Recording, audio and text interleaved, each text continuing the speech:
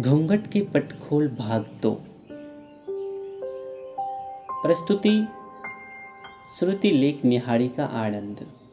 आध्यात्मिक आह्लाद ने अध्यात्म में आ गई संक्रांति से प्रत्येक व्यक्ति को मुक्त करने की अंतः प्रेरणा जगाई। आया 1975 का नवंबर। मुजफ्फरपुर का तुर्की शिक्षण महाविद्यालय के बड़ा आता। मेरे पिता बिहार शिक्षा सेवा के अधीन वहाँ के प्राचार्य। शाम का समय सुनसान हाथे में आम के वृक्ष के नीचे कुर्सी पर मैं बैठा था। मेरे बक्से और कमरे की कुंजी मेरे हाथ में थी। शीतल समीर था। अचानक हवा का एक झोंका आया और मेरी सांस के साथ नमक का प्रवेश हुआ।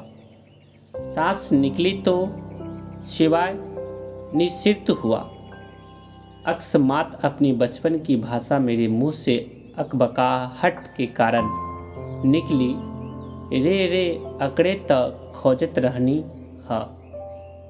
प्राचार्य के आवास के आंगन में कुछ कर रही मेरी माँ ने दूर से ही पूछा, का भुलाइल रहल।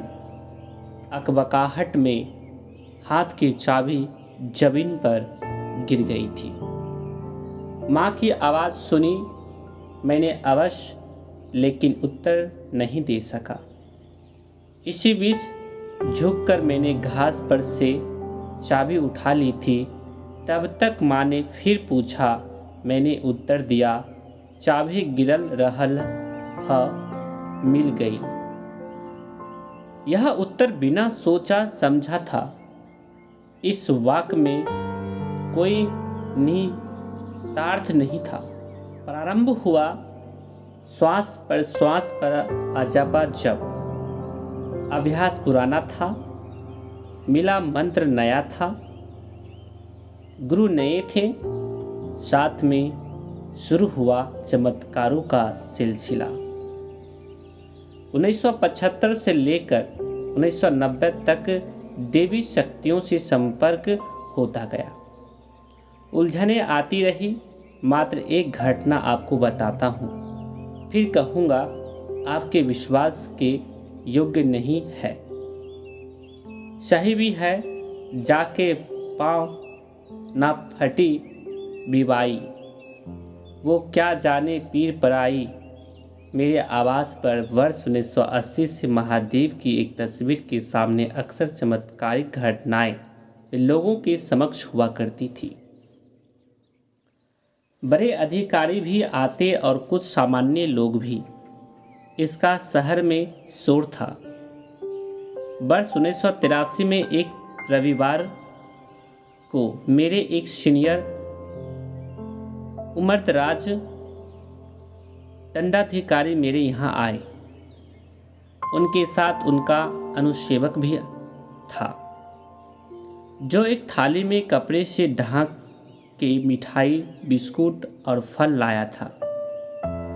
मेरे मित्र दंडाधिकारी ने मुझसे कहा, मैं आपके यहाँ महादेव को प्रसाद चढ़ाने आया हूँ।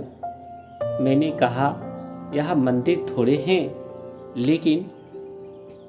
लेकिन उनकी जिद के सामने मुझको विरोध अच्छा नहीं लगा। मैं सपत्नीक बाहरी कमरे में बैठा।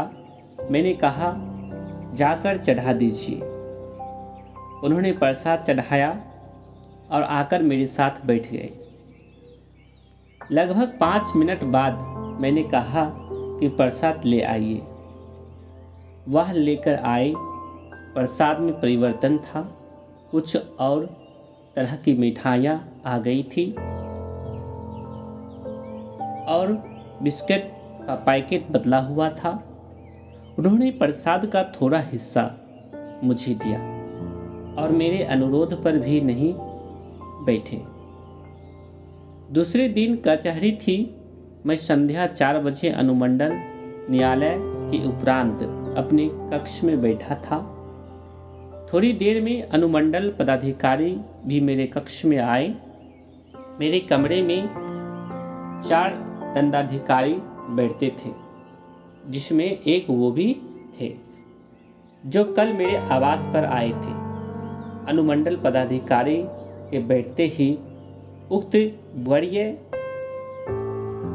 दंडाधिकारी ने कहा कि एसडीओ साहब हरिंदानंद जी कहते हैं कि उनके यहाँ महादेव प्रसाद खाते हैं। मैं कल इनके डेरे पर गया था, ये तो प्रेत पालते हैं। मैं अनुमंडल न्यायालय का कार्य करके आया ही था और इस बात पर मुझको क्रोध आ गया। मैंने उग्र शब्दों में कहा कि मैं किसी को नहीं कहता कि मेरे यहाँ महादेव प्रसाद खाते हैं। मजिस्ट्रेट साहब तो यह कह रहे हैं कि इनका खाना इनका अनुसेवक खा जा रहा है।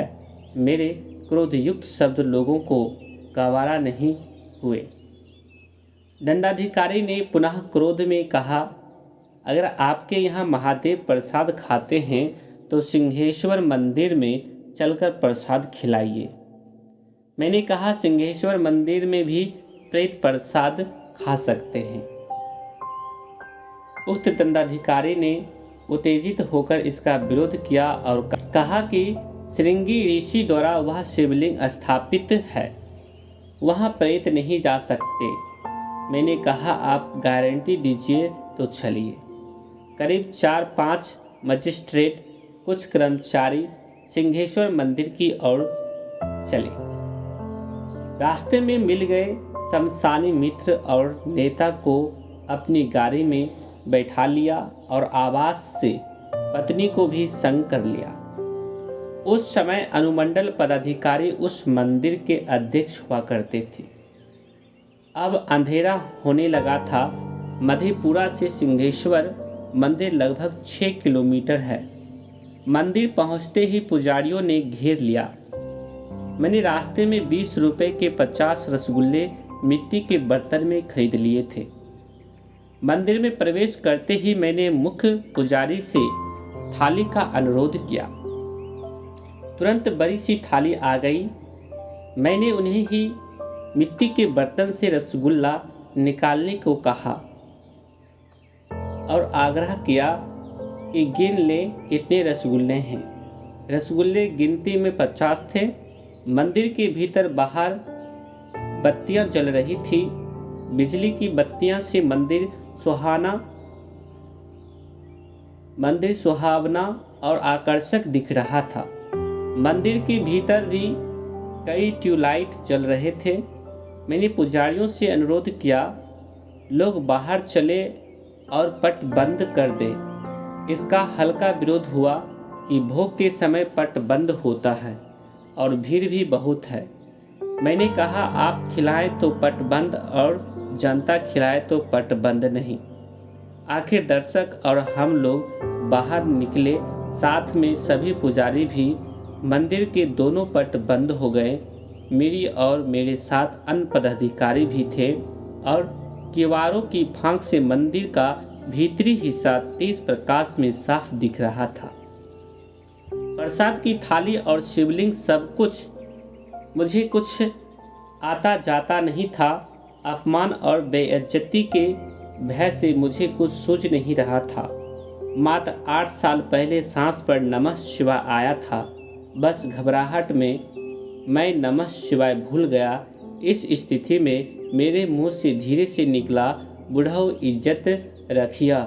बगल में खड़ी पत्नी ने केवल सुना, यह निकला और बिजली चली गई। भीतर बाहर अंधेरा छा गया। उन दिनों मंदिर में जनरेटर नहीं था। पीछे भैरव मंदिर में एक पेट्रोमैक्स जलाकर रख दिया जाता था ताकि बिजली चले जाने पर कम से कम मंदिर के हाथे में प्रकाश रहे। बिजली जाते ही मंदिर के व्यवस्थापक ने किसी कर्मचारी को तुरंत पेट्रोमैक्स लाने को कहा। 2 से 3 मिनट पेट्रोमैक्स के आने में लगा। पेट्रोमैक्स की रोशनी जैसे ही मंदिर के पूरब वाले बरामदे में आई, बिजली आ गई। मंदिर के किवाड़ों के फांक से स्पष्ट दिखने लगा कि शिवलिंग की अर्घा कि पूरब रखी थाली अब पश्चिम जा चुकी थी। पट मात्र 3 से 4 मिनट ही बंद रहा। मैं बाहर से ही देख चुका था। मंदिर का दोनों पट खुला। हम लोग तथा दर्शक अंदर गए। मैंने मुख्य पुजारी से रसगुल्ले की गिनती करने को कहा। शेष 35 रसगुल्ले ही बचे थे और वो सभी 2 टुकड़े में कटे। मैंने रसगुल्ले को मटके में रखने को कहा और चुपचाप सपत्नीक मंदिर से बाहर निकल आया। जब चलने लगा मेरा मन अभी भी विक्षिप्त था।